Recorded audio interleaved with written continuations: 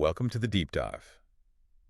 So, when tools like ChatGPT just sort of exploded onto the scene back in late 2022, it wasn't just about changing how we searched online, was it? No, not at all. It sent these massive ripples straight into classrooms all across Europe. Huh? Suddenly, generative AI wasn't some, far-off concept. It was right there, a homework helper, sometimes an admin tool. Yeah. And the discussion that followed, well, it's become really intense, hasn't it?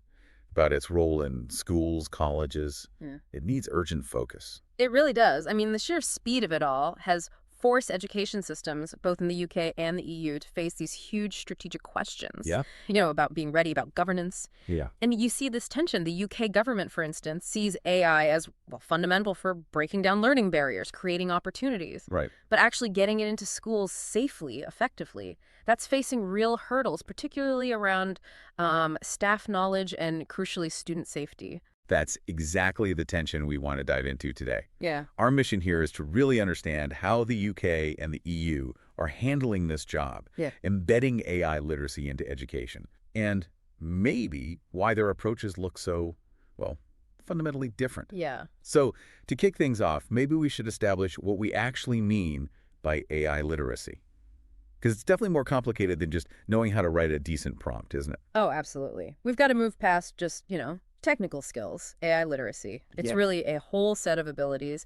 It's about being able to critically evaluate these AI technologies. Critically evaluate. Okay. Yeah, and communicate with them, collaborate effectively with them, and use AI responsibly, whether that's at school, home, or, eventually in the workplace. It's becoming a core part of just being a citizen in the 21st century. Not just for the computer science geeks anymore. Exactly. Not a niche topic. And our sources, they break it down into 4 key areas, which I found pretty helpful, actually. Yeah. Sort of structures the thinking. What are the first couple of things leaders need to make sure people get?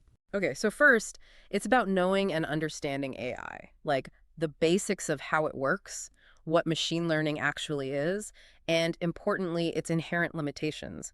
Things like bias. Right, the built-in bias. Yeah.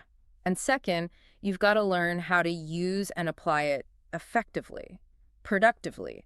Not just seeing it as some kind of magic answer machine, but as a real tool for creativity or organization. Okay, and I think the third one is maybe the bit we're all still grappling with most right now, that critical evaluation piece. Absolutely. That third part is, essential. The ability to critically evaluate the outputs and understand the limitations. This is where you run into those infamous hallucinations. Oh, yes, the hallucinations. Yeah. Where it just makes stuff up. Precisely. It generates things that are completely wrong or misleading, but presents them like they're facts. You absolutely have to be able to question what it gives you. And the last piece is the ethics. That's where the policy really starts hitting the classroom floor. Yes. The fourth element is understanding AI ethics. Things like accountability, transparency, fairness, making sure the tech aligns with, fundamental human rights. And the need for this basic knowledge, it's clear. The OECD and the European Commission, they've drafted this framework saying AI literacy just isn't optional anymore. It's not a nice to have. Not at all. And surveys back this up. Apparently, almost half of Gen Z young people struggle to critically judge AI-generated stuff. Wow, nearly half. That statistic alone makes this next bit feel really vital. It's clearly not just about knowledge, it's policy.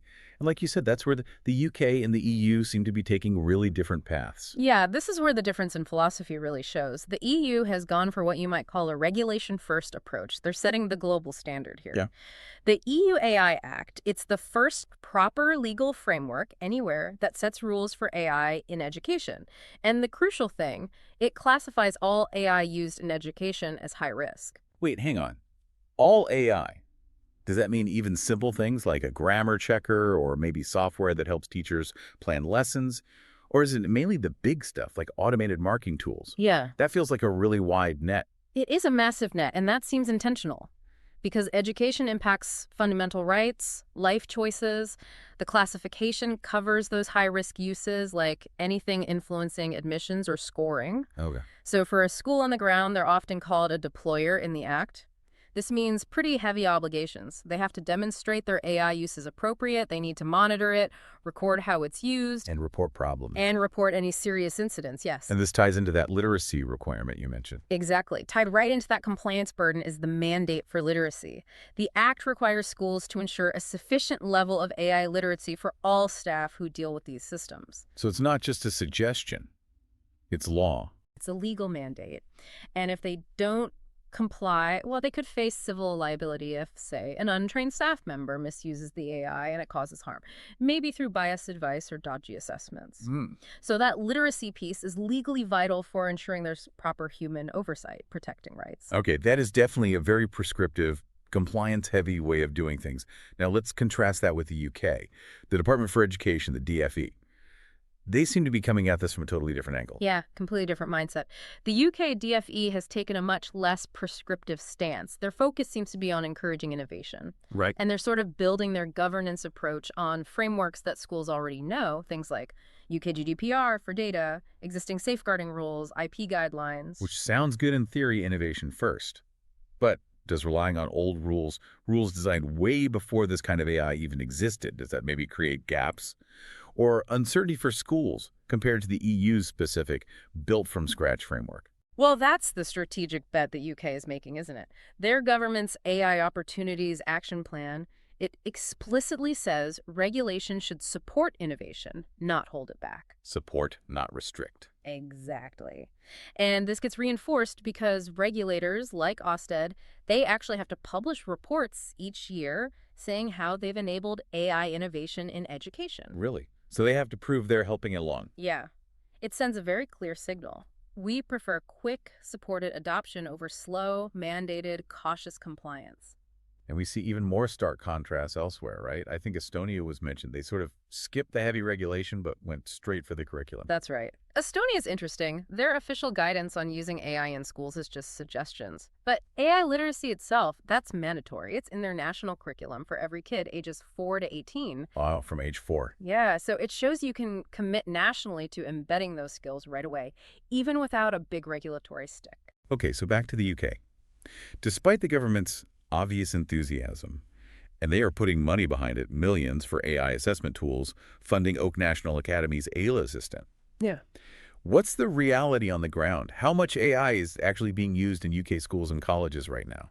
Well, the reality is adoption is still really early stage. There was a survey in 2024, BET survey, found 69% of UK teachers said their school just hasn't implemented AI yet. Wow, nearly 70%. Yeah. And there seems to be this real knowledge barrier holding things back. While about half the teachers surveyed by the DFE said they personally use generative AI. Okay, so they're trying it out themselves. Right. But of those who don't use it, 64%, a big chunk, say it's just a lack of knowledge. And about 35% are really worried about the risks, bias, data privacy, IP infringement. So that raises a big question.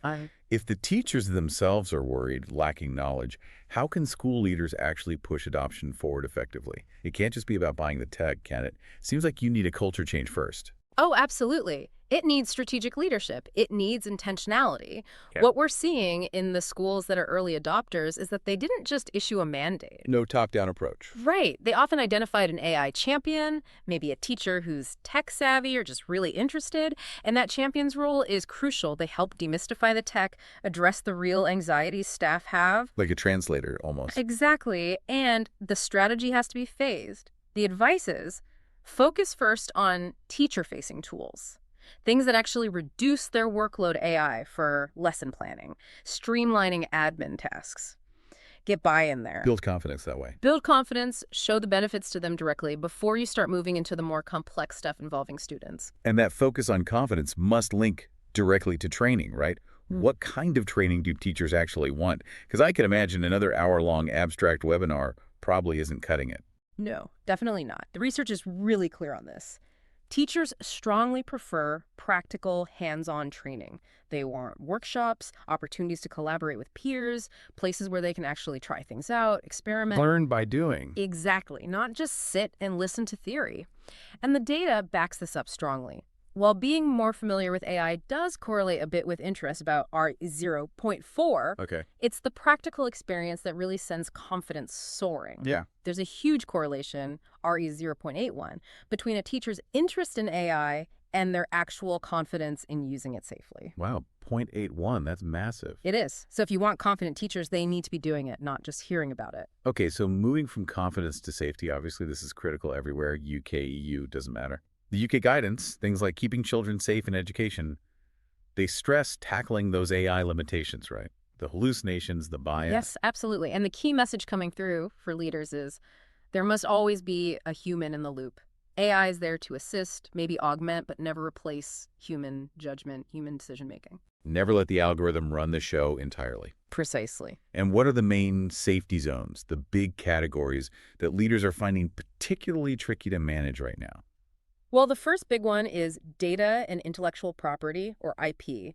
Leaders have got to make sure their staff really get the difference between protecting personal data that's governed by UK GDPR, needs a lawful basis, all that, Right, the data protection side. and protecting intellectual property. Okay, can you give us a quick practical example? Like, what could a teacher accidentally do that messes up a student's IP? Sure. Imagine a student writes this really creative, original story or maybe some unique code. If the teacher then feeds that into, say, a free online AI tool, maybe just to check the grammar or structure, Yeah. and that free tool uses the input data to improve its own model, its public training data, well, that student's original work, their IP, has just been absorbed without their permission. Ah, I see. So the free tools are risky for student work. Often, yes. They generally lack the kind of controls you get with enterprise versions, where you can specify that input data isn't used for training. That's why handling student data requires really careful tool selection. That makes total sense. And the second major safety concern, that focuses purely on protecting the students themselves. Exactly. Safeguarding. This is about making sure students aren't using free AI tools that might lack proper safeguards or don't have age restrictions, things like that. Leaders need to be aware of the real risks. Such as? Well, risks like students becoming over-reliant on AI, or perhaps slightly creepily, developing emotional attachments to chatbots. And also the risk that they just bypass the actual learning. If the AI just gives them the final answer, they might miss the whole process of critical thinking and problem solving. Right, shortcutting the learning itself. Precisely. So the big goal here isn't just managing risk, it's about weaving AI literacy right into the curriculum, isn't it? Right. So students become really effective critical users. What does that actually look like day to day? Yeah, what does success look like? It looks like classrooms where students are explicitly encouraged to question, analyze, interpret, and critically evaluate whatever the AI spits out. Don't just accept the output. Never just accept it. Teachers should be modeling this using AI output as a starting point for discussion, for analysis, not as the final word. And this links really naturally into teaching AI ethics and digital citizenship. How so?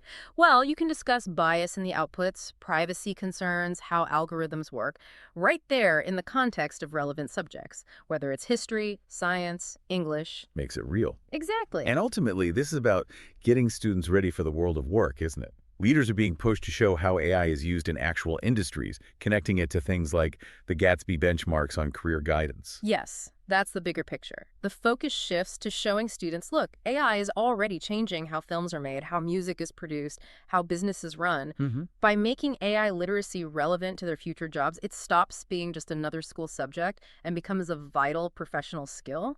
Okay, so let's try and bring this all together. This whole journey towards getting AI literacy embedded in European education, it seems marked by this fundamental choice and strategy, doesn't it? It really does. You got the EU with its legal mandates, its high-risk label, driving compliance, and then the UK encouraging innovation, building on rules they already have. Yeah, compliance versus innovation, that's a neat summary. But whichever path they take, the message seems the same underneath. Both staff and students need structured, required knowledge about AI. It's not an optional extra anymore. Absolutely. And the key takeaway for any leader listening, I think, is the need to develop really intentional long-term strategies. We have to move past this initial phase, this sort of Wild West where everyone's just reacting to the newest tool. You need a proper plan? You need a proper plan, policies that really secure educational success for the future. Okay. Well, we'll leave you, our listener, with a final thought. It comes from an early adopter school leader, and it really nails the urgency behind everything we've discussed today. Yeah, it's quite powerful. The speed of AI development is just relentless. And as this head teacher put it, We're only just at the start of this AI era, and the biggest risk is doing nothing and assuming that you can just continue as is. The biggest risk is doing nothing. Yeah. A sobering thought to end on.